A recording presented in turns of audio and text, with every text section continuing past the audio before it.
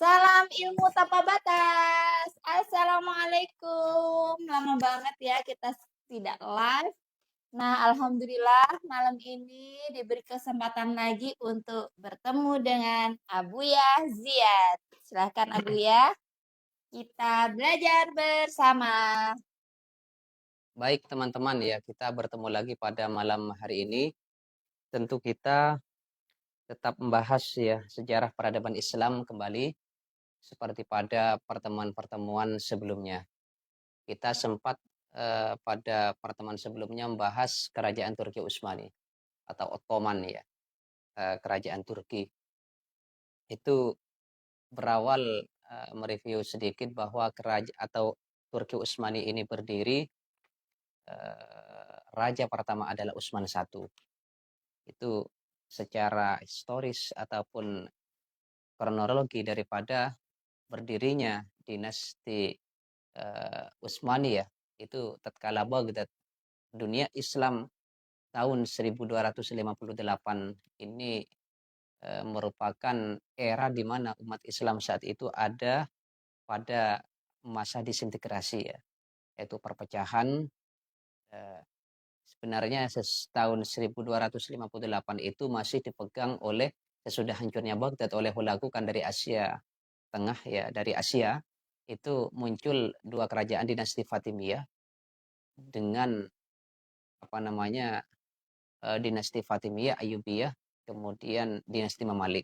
Tapi sebenarnya kerajaan ini tidak atau tidak mengimbangi ya daripada kerajaan-kerajaan Islam yang sudah mencapai masa puncak kejayaannya saat itu seperti dinasti Bani Abbas di Baghdad, dinasti Bani Umayyah, dua di Spanyol, dinasti Bani Umayyah, pertama di Syria saat itu.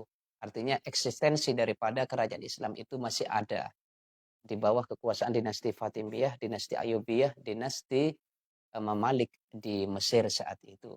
Namun tercatat di dalam sejarah Islam ini setelah tahun 1258 Baghdad hancur, maka dunia Islam saat itu ada pada masa disintegrasi perpecahan.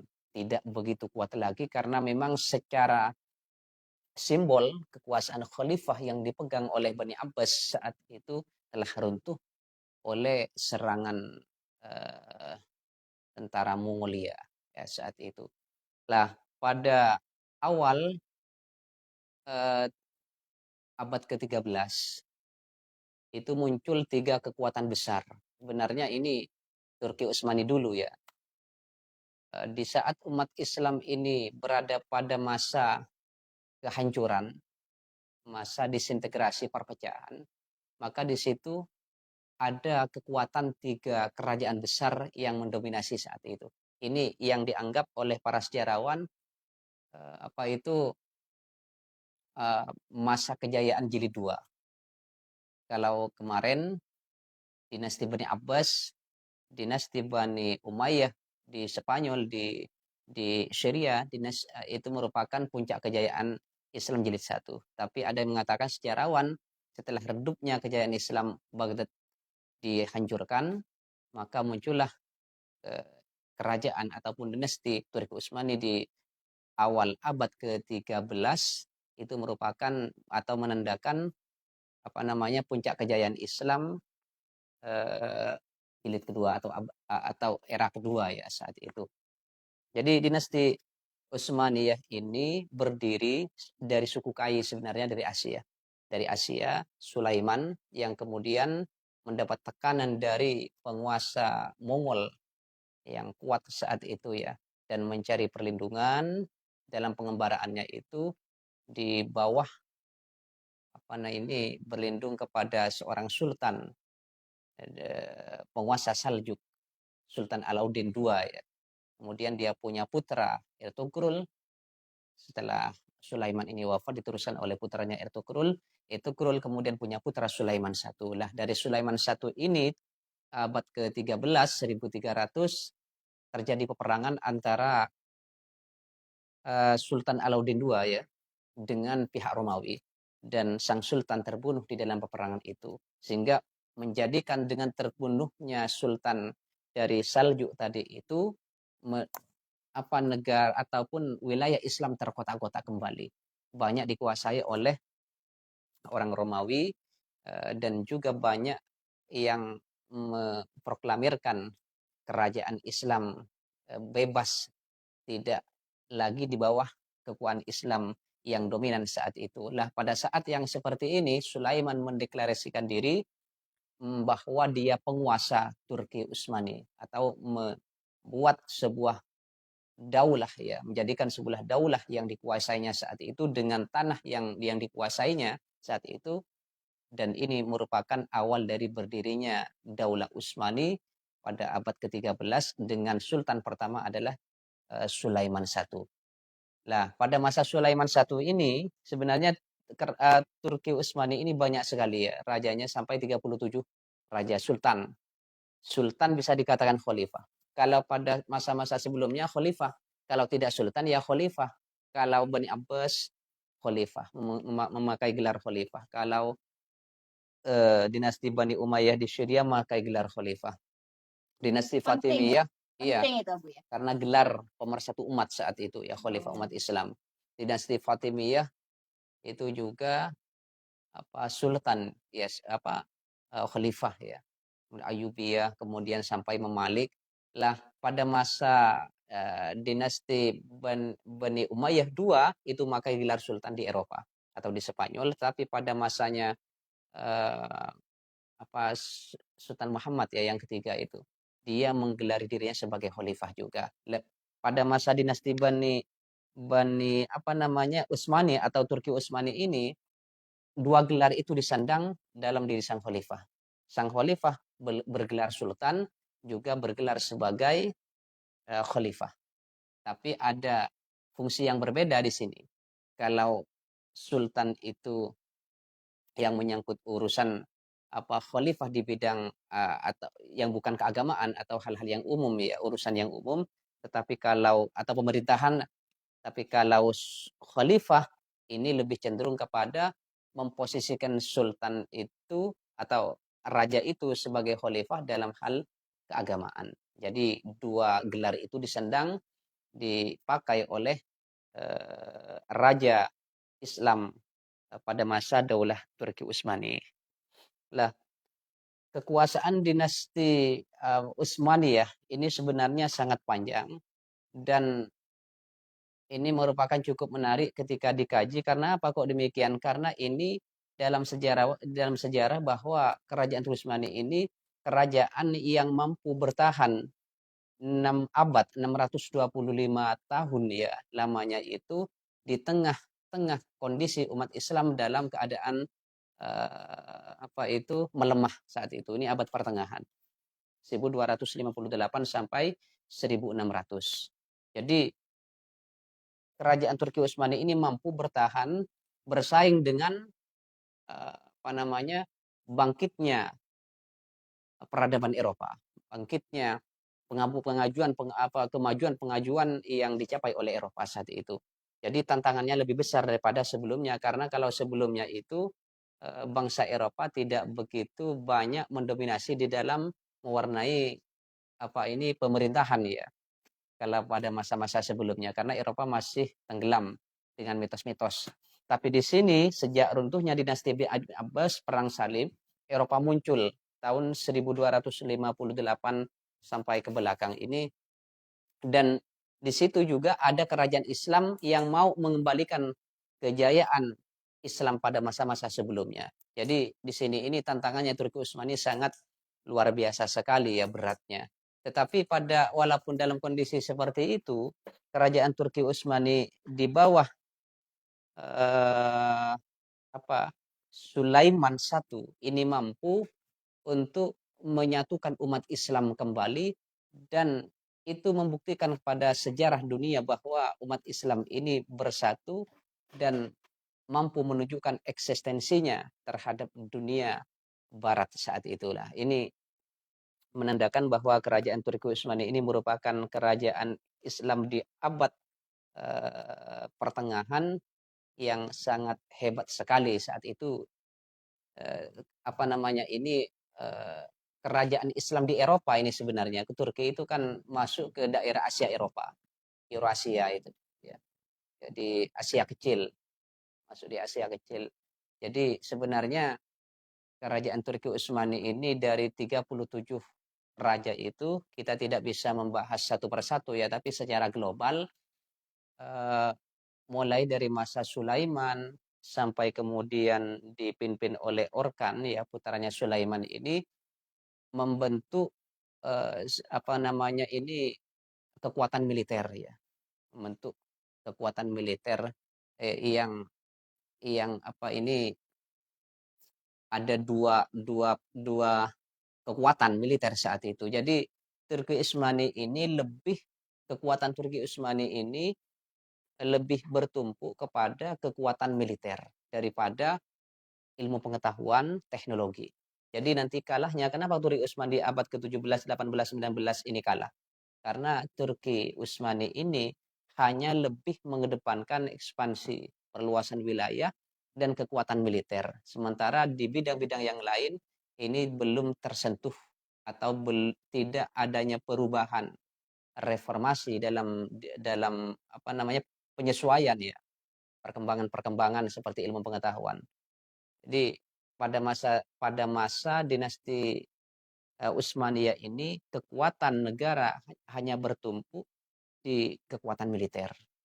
Jadi memang kekuatan militernya Turki ini sangat luar biasa sekali sehingga di situ pada masa Orkan ini dibentuk namanya ada tentara Jenisari. Jenisari itu tentara yang dipersiapkan memang uh, di luar tentara yang sudah ada. Jadi Bukan anak-anak cadangan tapi. ya termasuk Oh. cadangan relawan. Jadi anak-anak dari pihak Kristen, anak-anaknya orang Kristen kemudian di luar ya gabungan ini tidak hanya dari pihak Turki itu dipersiapkan untuk dilatih untuk nantinya diperbantukan di bidang kemiliteran setelah Turki ini terjadi perang dengan pihak musuh atau dari serangan-serangan dari Eropa saat itu. Nah, eh, masa kejayaan dari Turki Utsmani ya, atau kebesaran Turki Utsmani ini berada pada masa atau kekuasaannya Sultan Muhammad Al-Fatih, Sultan Muhammad II.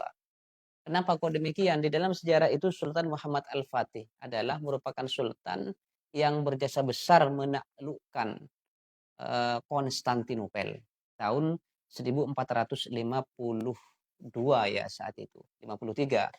Jadi perangnya ini kalau Turki Utsmani ya dengan Eropa. Perangnya ini dengan Eropa. Dia menunjukkan kekuatan di tengah-tengah apa namanya di tengah-tengah apa itu eh, di tengah-tengah orang-orang atau pihak Kristen Eropa yang mendominasi saat itu di abad pertengahan ini. Jadi 1258 hancurnya Baghdad itu munculnya kekuatan baru Eropa. Jadi Turki ini ada di tengah-tengah bangsa Eropa yang mengalami Sedang kemajuan, maju. yang sedang mengalami kemajuan. Sehingga tantangannya Turki ini sampai dari abad ke-13 sampai ke-16 sangat luar biasa sekali ya. Wilayah-wilayah Eropa saat itu banyak dikuasai oleh Turki Utsmani. Lah pada masanya Sultan Muhammad II atau Sultan Muhammad Al-Fatih ini perluasan wilayah sampai ke Konstantinopel.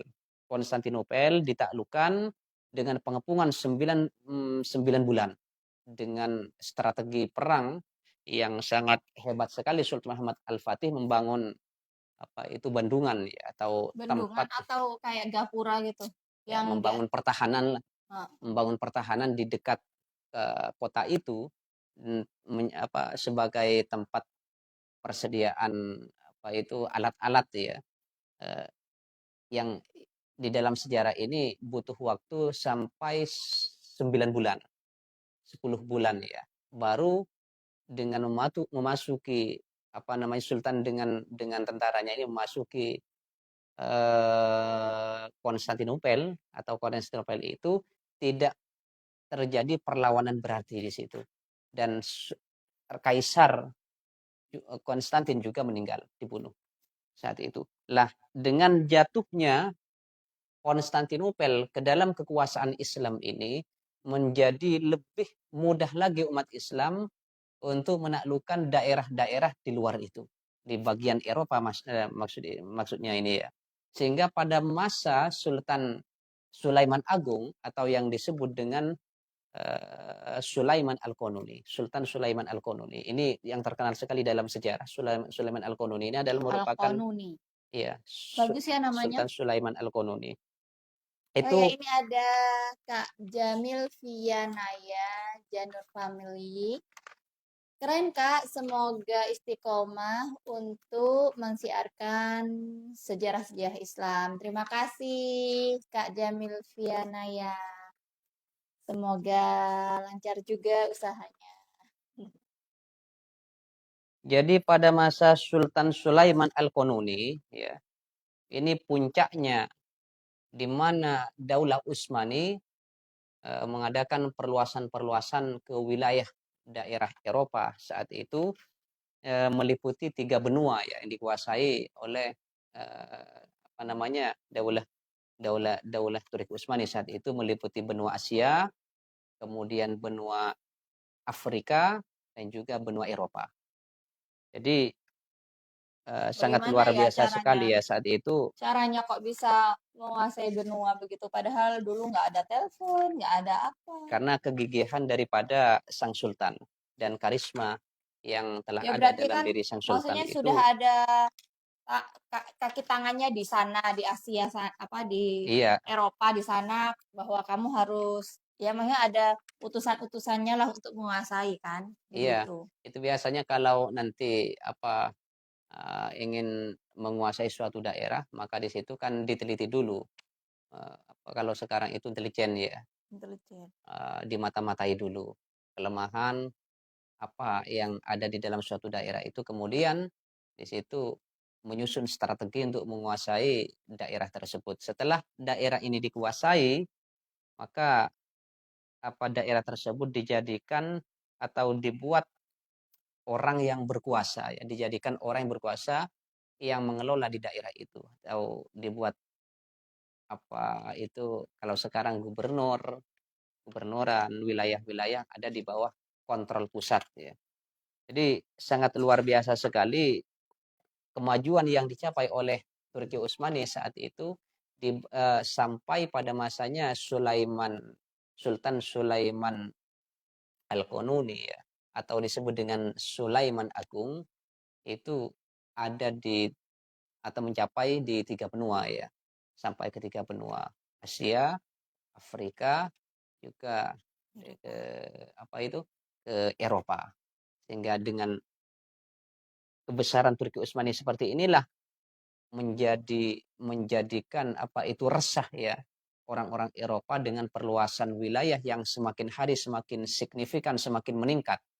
Maka pihak orang-orang Kristen di bawah apa itu uh, apa ini Himbauan. himbauan paus ya yang menguasai Roma saat itu, bermusyawarah kalau dibiarkan kekuatan Islam seperti ini malah nanti ini apa itu habislah kekuasaan ataupun pihak-pihak atau raja-raja Kristen yang ada di Eropa ini. Memang tidak semua Eropa dikuasai oleh Turki, tapi sebagian besar daerah-daerah terpenting telah dikuasai oleh Turki Utsmani saat itu.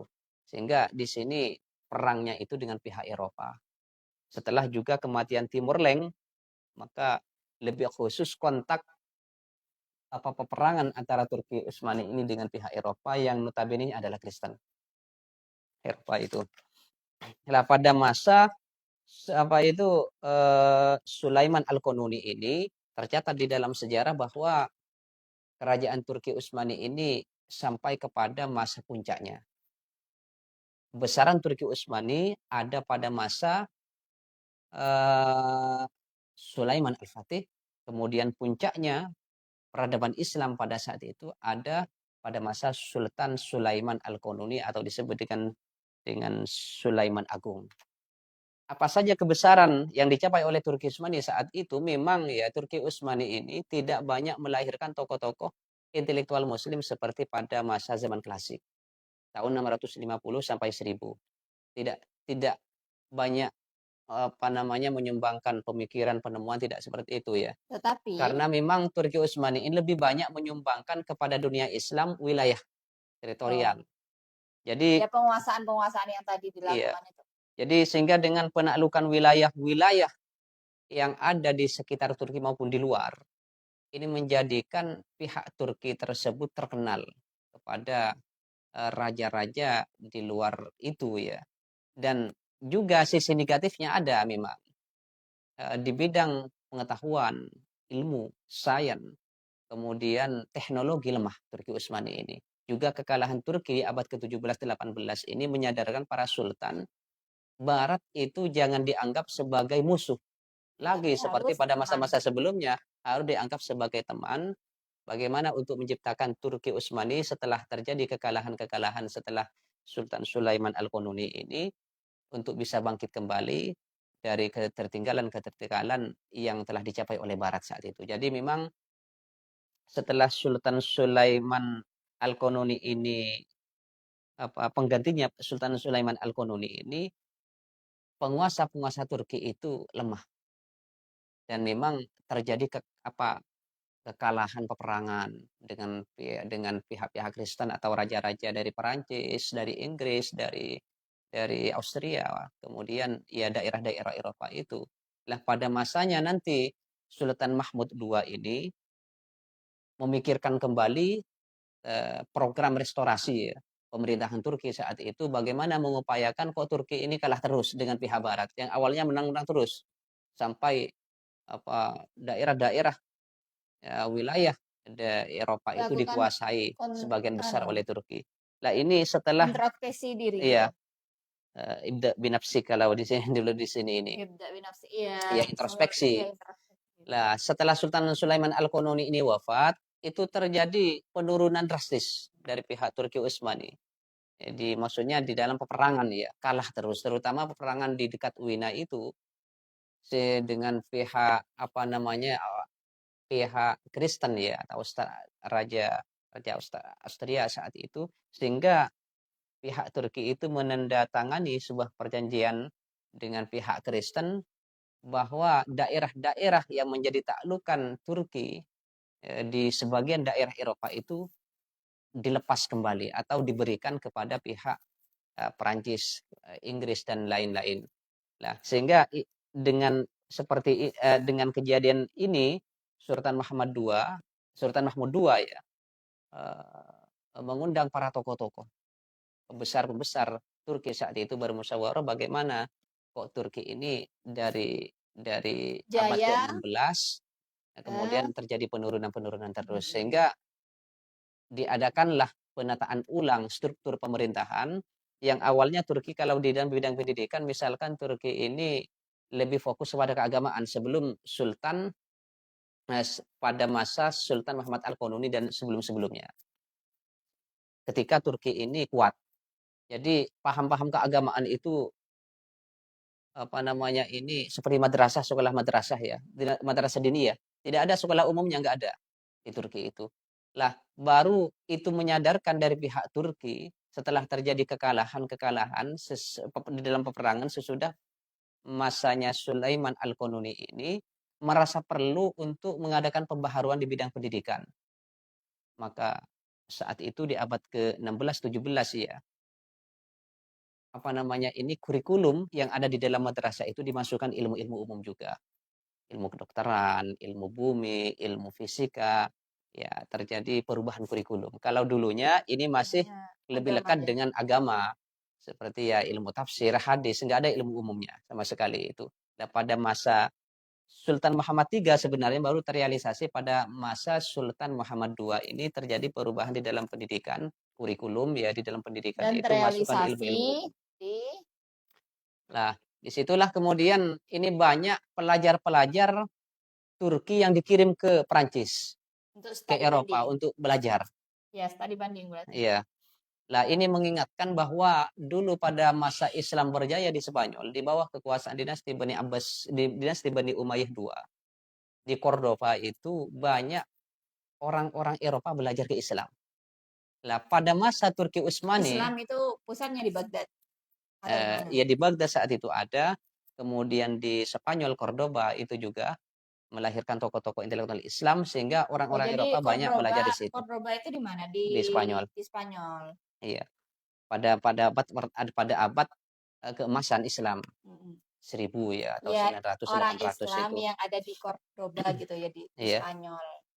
Jadi Eropa belajar ke Islam di Spanyol, Eropa belajar ke Islam, ke ke Cordoba. ya ke Cordoba melalui ilmunya orang Islam lah di situ. Mm. Sehingga banyak melahirkan tokoh-tokoh Islam seperti Ibnu Rus dan apa itu ya banyak intelektual muslim yang lahir di situ. Lah, pada masa Turki Utsmani ini, pada masanya Sultan Muhammad II justru mengirim para pelajar untuk belajar ke barat. Ini terjadi kebalikannya ya. 180 Iya. derajat. Karena apa? Karena apa itu pada masa setelah Sulaiman Al-Qanuni ini kemajuan-kemajuan yang telah dicapai oleh Turki, terutama wilayah yang dikuasai oleh Turki itu lepas satu persatu.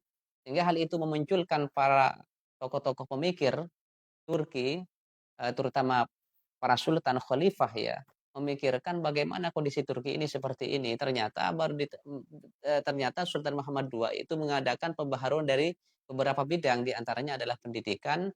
Pendidikan itu tidak hanya diisi dengan Ilmu pendidikan agama ilmu agama saja di madrasah-madrasah itu ya, tetapi harus diisi dengan umum. ilmu-ilmu umum yang dipadukan secara integral atau sekarang Oke. di UIN atau ya, itu ilmu umum dengan ilmu agama itu dipadukan secara integral itu.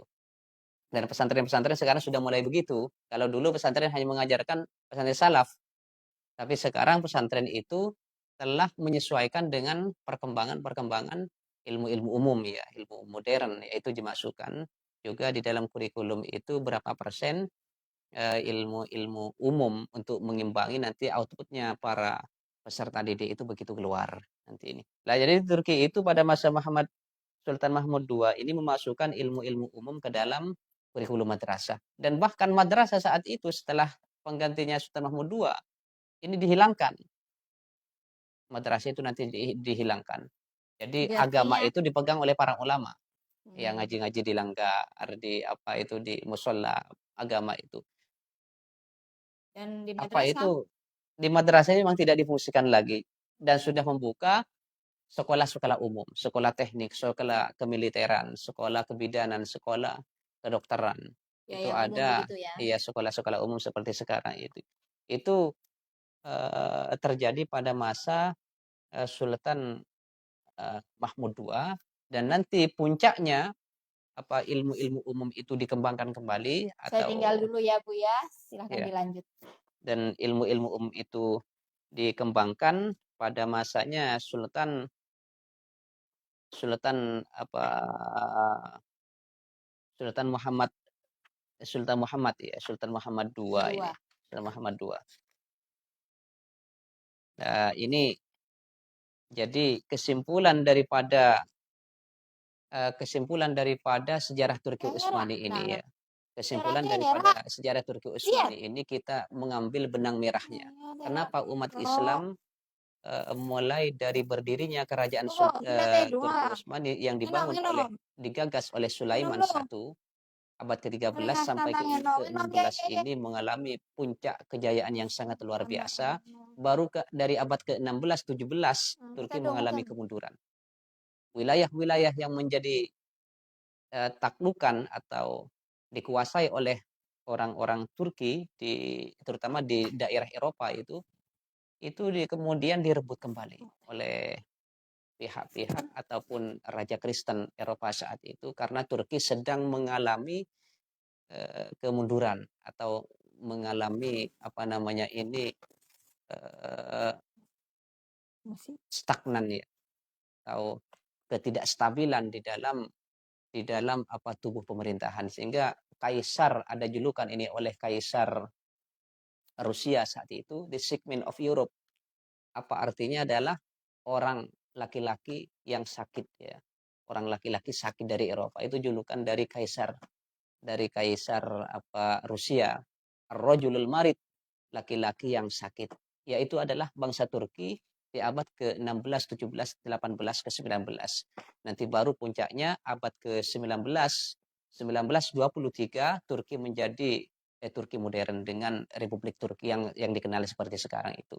Artinya menghapuskan sistem kekhalifahan tahun 1924. Nanti berdirinya ya organisasi Islam seperti di Indonesia, Muhammadiyah 1922, NU 1924 ya. Itu setelah runtuhnya kekhalifahan Ottoman di Turki. Jadi walaupun Turki ini uh, sudah mulai melemah ya, mulai abad ke-15, ke-16, tetapi kelemahan Turki ini tidak seperti pada negara-negara yang lain, kerajaan Safawi, kerajaan Mughal di India, begitu lemah sudah langsung hilang kerajaan itu. Lemahnya kerajaan Turki ini masih mampu bertahan 4 sampai 5 abad setelah itu. Kenapa kok demikian? Karena sudah terbentuk kerajaan Turki ini dari mulai awal kekuatan militernya sangat luar biasa sekali. Memang orang-orang Turki secara karakter atau kekuatan tempurnya ini sangat luar biasa sekali. Itu terlihat saat dinasti Saljuk menguasai Baghdad saat itu ya. Mengambil peranan dari kerajaan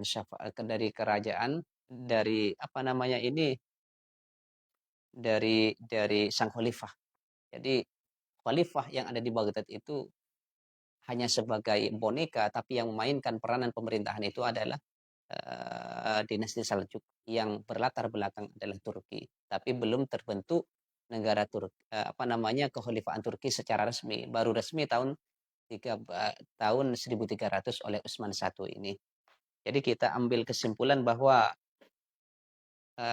kerajaan Turki ataupun dinasti Turki Utsmani ini berdiri dari tahun 1300 sampai 1900. Tetapi kalau kita berdasarkan interval masa ya dari kejayaan dinasti Turki Utsmani ini dari 1300 sampai 1500. Itu puncaknya Turki mencapai masa kejayaan ataupun peradaban yang tinggi.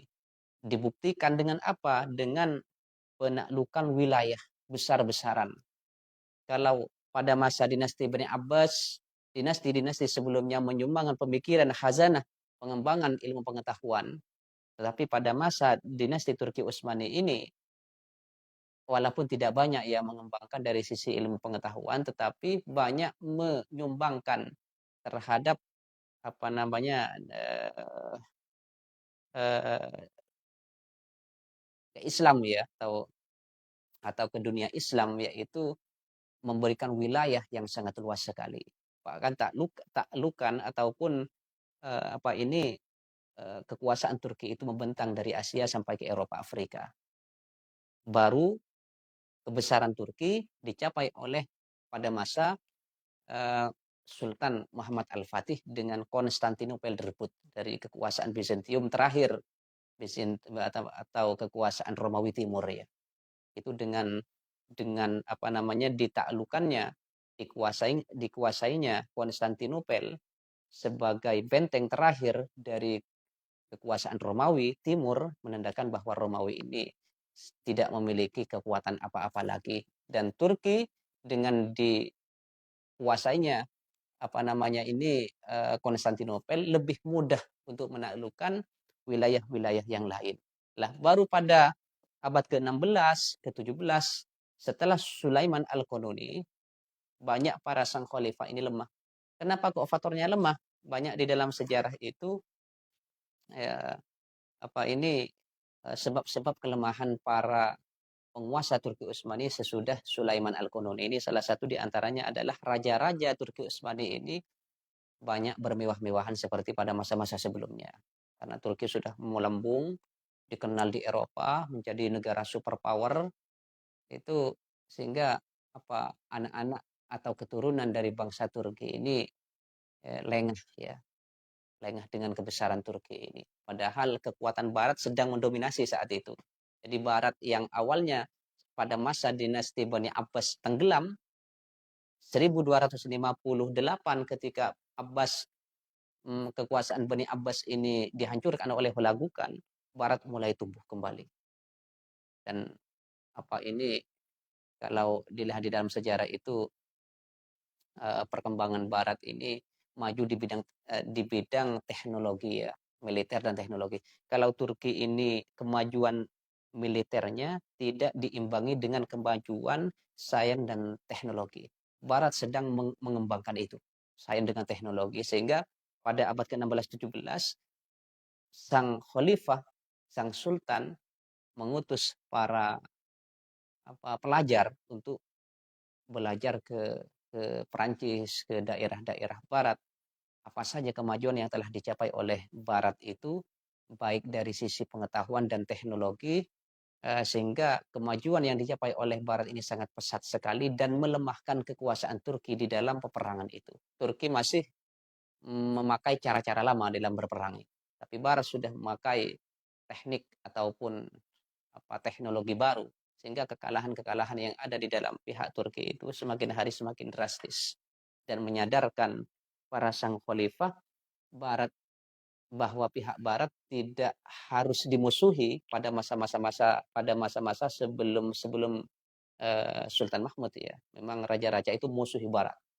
Tapi pada masa Sultan Mahmud II ini kekuatan barat harus menjadi mitra. Sehingga dengan demikian ya walaupun tidak mengembalikan Turki pada masa-masa sebelumnya ya, sudah diadakan reformasi pada masa Mahmud II ini, setidaknya Turki itu banyak belajar, umat Islam khususnya banyak belajar dari perkembangan yang telah dicapai oleh dunia barat. Jadi kita kebalikannya lagi di abad ke-16, 17, 18, ke-19. Dan bahkan kalau sekarang ya Muslim masih mungkin tertinggal teknologi, kemajuan teknologi, sains dan teknologi dari barat ya. Ya, kita lihat dari negara-negara itu ketika berperang, ya kemajuan teknologinya, nuklirnya itu. Jadi kalau dulu kalau dulu umat Islam menjadi gurunya orang barat. Orang barat waktu di Cordoba banyak belajar orang Islam. Pada masa Turki Utsmani kebalikannya. Justru orang muslim yang harus belajar ke barat. Apa faktornya? Faktornya itu banyak sekali. Salah satu di antaranya adalah bahwa umat Islam pada masa dinasti Turki Utsmani ini lengah di dalam mengembangkan ilmu pengetahuan, lebih fokus kepada invasi atau ekspansi perluasan wilayah. Ya. Sehingga ketika Barat itu mengembangkan, terjadi revolusi, ya, revolusi tahun abad ke-16, kemudian di abad 17 ini, di Perancis ini sampai datangnya Napoleon Bonaparte itu ya, ini sangat besar-besaran sekali Barat mengembangkan sains teknologi. Lah Turki tenggelam di ini, tidak diimbangi dengan kekuatan militernya. Kekuatan militer Turki yang sangat luar biasa itu tidak diimbangi dengan sains dan teknologi. Dengan ilmu. Ya, dengan ilmu.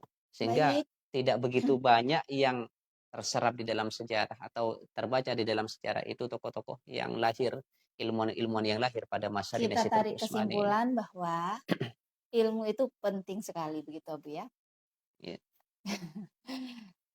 Bagaimana, ada yang bisa disampaikan lagi untuk Ya, itu penutup? akhirnya pada masa Sultan Muhammad II ini mengadakan reformasi, utamanya di dalam pendidikan. Terus pada masa berikutnya ini terjadilah pembenahan-pembenahan dalam dinasti ya Turki Utsmani saat itu sampai tahun 1923 kekhalifahan Turki Utsmani ini beralih kepada Turki modern. Tahu Oke. Turki yang seperti sekarang dengan presiden pertama kali yang dijabat atau yang menjabat sebagai presiden Turki adalah Mustafa Kemal Atatürk, Bapak Turki. Terima kasih atas ilmunya, ilmu tanpa batas. Assalamualaikum warahmatullahi wabarakatuh.